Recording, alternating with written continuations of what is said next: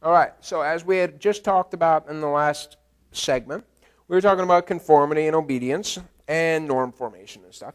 Well, those three classic studies are wonderful, but there have been a lot of other studies as well that helps us. Here's a very interesting one. They did a one where people just stood on the sidewalk and just looked up at a building. That's it. Just stood there and looked up. And it turned out that if there was one person, I can't reach that far, if there was one person standing there looking up, then only about 10% of the, well, I guess it was about 20% of the passers-by stopped and looked up. If there was two people standing there and looking up, then about 55% of the passers-by stopped and looked up. If three people were looking up, then all of a sudden, and you can see the line there, by the time it got to 5, increasing the size of the crowd looking up didn't really affect anything, okay? You were at the 80 to 90% range. When people are standing there looking up, we do it, okay? So 3 to 5 people create a lot more conformity than just 1 or 2, but once you pass around 5, it doesn't really matter anymore how big the group is.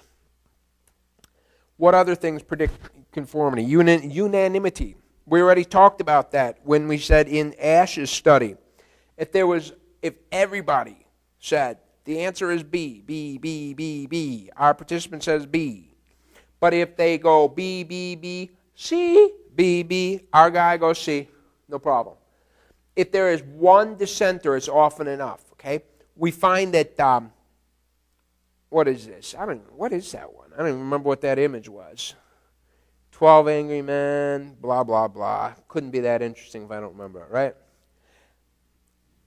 What else can create conformity? Cohesion, group cohesion. As we had already hinted, no, I've pretty much flat said, there's a lot more conformity in Asian cultures, period. Conformity is viewed in an Asian culture as a positive thing. And so the tighter the group, the more cohesive the group, the stronger the feeling of we.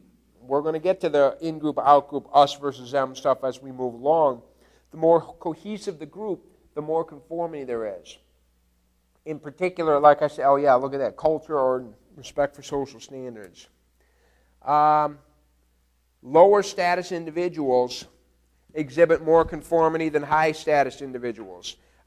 Especially, if you have lower status individuals in a group of high status individuals, then the low status people will conform more. What a shock, okay?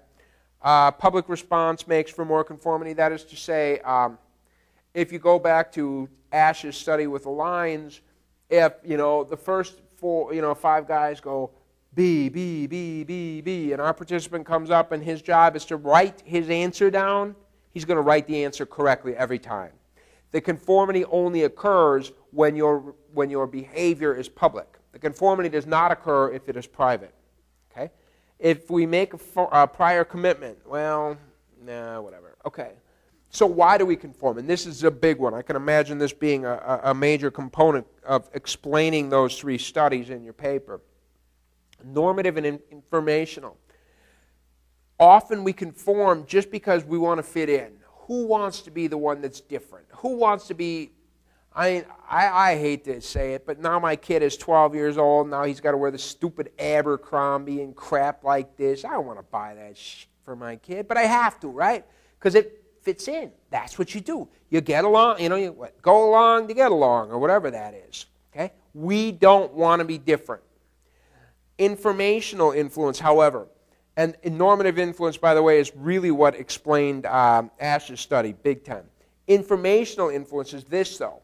It is possible that there is a scenario where this boy is sitting here and 5 people go B, B, B, B, B. And this kid goes, you know what? I thought it was C, but who am I to question? If 5 other people thought the correct answer was B, maybe I'm wrong. All right? That's what informational influence is about. Conformity to go because other people are a good source of information. Yeah, trust your eyes, but other people are a good source of information too. And of course, what we find is that if we conform due to a normative influence, our behavior changes, but our beliefs do not.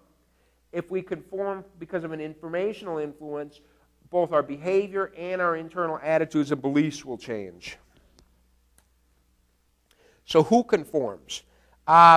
It's hard to say. There's there's no personality factor. You know, they got so many psychological tests of this and different constructs, psychological constructs and everything, but there is no psychological construct for like conformability or something. They don't have one, okay? Because it turns out that the situation is much more likely. Who is going to be obedient? Well, you can't predict that, all right? We can't say that, but we can, you know, it's going to be the situation that does it.